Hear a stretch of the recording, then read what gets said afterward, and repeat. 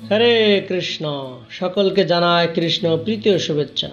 শ্রীমদ্ ভগবদ গীতা যথাযথের ভূমিকা থেকে শিল পূর্বদের মনোভাব ও উদ্দেশ্য দ্বারা যে শিক্ষা সমূহ লাভ করতে পারি তার 15টি শিক্ষা নিয়ে আজ আলোচনা করব। 1. শিল পূর্বদের মনোভাব অত্যন্ত বিনয়ী। এত প্রচার করেও তার মনোভাব ছিল যে তিনি যা করেছিল তা পূর্বতন আচার্যদের করুণা মাত্র। 2. অত্যন্ত বিচক্ষণ ও কঠোরভাবে পূর্বতন আচার্যদের পদাঙ্ক অনুসরণ করা।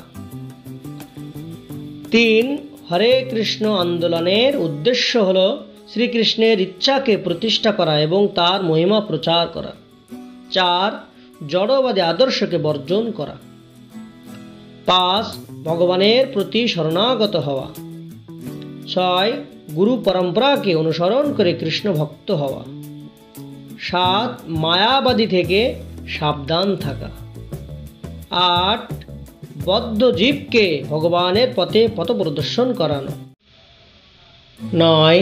শতবৃত্তি বা পূর্বতন আচার্যদের ভাব অনুযায়ী কৃষ্ণ কথাকে গ্রহণ করা, যেভাবে অর্জুন মহাশয় গ্রহণ করেছিলেন। 10. কৃষ্ণ শিক্ষা জড়জগতের জন্য অত্যন্ত অপরিহার্য। 11. কেবলমাত্র কৃষ্ণ শিক্ষায় মানব জীবনের পরিপূর্ণতা আনতে পারে। 12. ভগবদ ভক্তির শিক্ষার দ্বারা কৃষ্ণকে এবং নিজেকে উপলব্ধি করতে হবে। 13. এই জড় জগতে কোনো সুখ নেই। 14. ঐকান্তিকভাবে এই পথে অগ্রসর হওয়ার চেষ্টা করতে হবে। 15. ভগবানের সেবায় যুক্ত হওয়া ও ভগবানকে প্রীত করা, তাহলে শুদ্ধ ভক্ত হওয়া যাবে। হরে